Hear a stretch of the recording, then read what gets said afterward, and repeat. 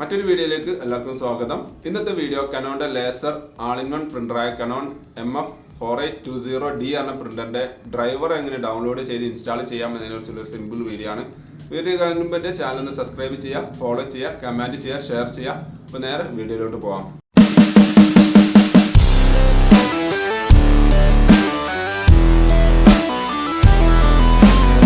ഏതെങ്കിലും ഒരു browser open ചെയ്യുക. അതിൽ ഗൂഗിളിൻ്റെ ഹോം പേജ് എടുത്തതിന് ശേഷം Canon സപ്പോർട്ട് ഇന്ത്യ എന്നുള്ളത് ടൈപ്പ് ചെയ്ത് സെർച്ച് എടുക്കുക. അവിടെ ഫസ്റ്റ് കാണുന്ന ഈ വെബ്സൈറ്റ് ജസ്റ്റ് ഒന്ന് ഓപ്പൺ ചെയ്യുക.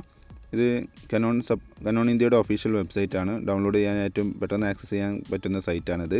ഇവിടെ നമുക്ക് ഏറ്റവും സിമ്പിളായിട്ട് ഇവിടെ സെർച്ച് ബൈ മോഡൽ നെയിം എന്നുള്ളുണ്ട്. അവിടെ ക്ലിക്ക് ചെയ്യുക, ടൈപ്പ് ചെയ്യുക നമ്മുടെ പ്രിൻ്ററിൻ്റെ മോഡൽ ഏതാണെന്നുള്ളത്. അപ്പോൾ താഴെ ലിസ്റ്റ് കാണിക്കും. അത് ജസ്റ്റ് സെലക്ട് ചെയ്ത് കഴിഞ്ഞ് കഴിഞ്ഞാൽ നെക്സ്റ്റ് പേജിലോട്ട് പോകും.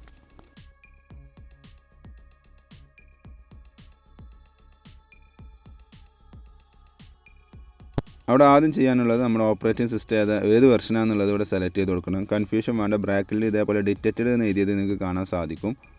അതായിരിക്കും നിങ്ങളുടെ ഓപ്പറേറ്റിംഗ് സിസ്റ്റം വരുന്നത്. ഇവിടെ കുറേ വെർഷൻസുകൾ ഇവിടെ ഉണ്ടാവും. അതിൽ ഞാൻ നേരത്തെ പറഞ്ഞ പോലെ ആ ബ്രാക്കറ്റിൽ ഡിറ്റക്റ്റഡ് എന്ന് എഴുതിയത് സെലക്ട് ചെയ്യുക. എന്നിട്ട് ഈ സെർച്ച് എന്നുള്ളത് ക്ലിക്ക് ചെയ്യുക. അപ്പോൾ പേജ് ഒന്നുകൂടി റീലോഡ് ആവുന്നതാണ്.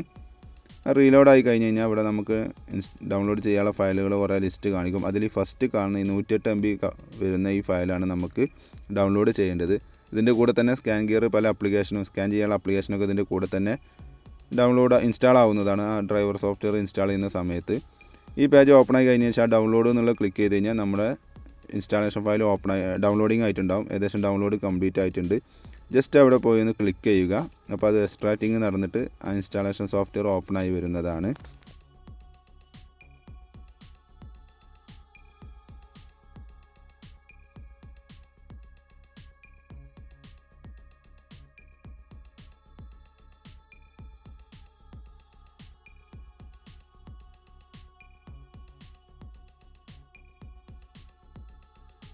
ഇവിടെ നെക്സ്റ്റ് എന്നുള്ളത് ക്ലിക്ക് ചെയ്യുക. വീണ്ടും യെസ് എന്നുള്ളത് ക്ലിക്ക് ചെയ്യുക. ഓക്കെ, യെസ് എന്നുള്ളത് ക്ലിക്ക് ചെയ്ത് കഴിഞ്ഞാൽ നമുക്കിവിടെ 2 കണക്ഷൻ മെത്തേഡാണ് ചോദിക്കുന്നത്. ഞാൻ ഈ വീഡിയോയിൽ USB കണക്ഷൻ മെത്തേഡ് വഴിയുള്ളതാണ് കാണിച്ചു തരുന്നത്. ജസ്റ്റ് അത് സെലക്ട് ചെയ്തതിന് ശേഷം നെക്സ്റ്റ് എന്നുള്ളത് കൊടുക്കുക. അപ്പോൾ നാളെ ഫയൽ ഇൻസ്റ്റാളിങ് നടന്നുകൊണ്ടിരിക്കുന്നുണ്ട്. അവസാനം കേബിൾ കണക്ട് ചെയ്യാൻ ചോദിക്കും. ആ സമയത്ത് മാത്രമേ USB കേബിളും കണക്ട് ചെയ്യാൻ പാടുള്ളൂ. കുറച്ച് നേരം വെയിറ്റ് ചെയ്യുക. ഏകദേശം അവസാന നിമിഷം എത്തിയിട്ടുണ്ട്.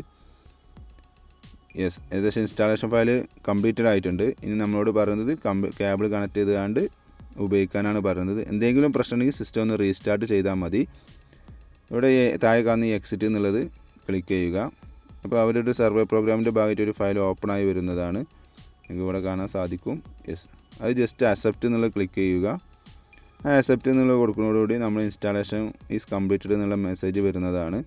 ഇനി ചെയ്യേണ്ടത് നമ്മൾ കൺട്രോൾ പാനലിൽ ഞാനിപ്പോൾ ചെയ്ത പ്രോസസ്സ് കംപ്ലീറ്റഡ് ആണോ എന്ന് അറിയാൻ വേണ്ടി ഞാൻ ജസ്റ്റ് കൺട്രോൾ പാനൽ ഓപ്പൺ ചെയ്തു. അതിൽ ഡിവൈസസ് ആൻഡ് പ്രിൻറ്റേഴ്സ് എന്ന ഓപ്ഷൻ ഉണ്ട്. അവിടെ നമുക്ക് ടെസ്റ്റ് പേജ് പ്രിൻറ്റ് ചെയ്യാനുള്ള ഓപ്ഷൻ ഉണ്ട്. അതുകൊണ്ടാണ് കൺട്രോൾ പാനലിൽ ഡിവൈസസ് ആൻഡ് പ്രിൻറ്റേഴ്സ് ഓപ്പൺ ചെയ്യുക.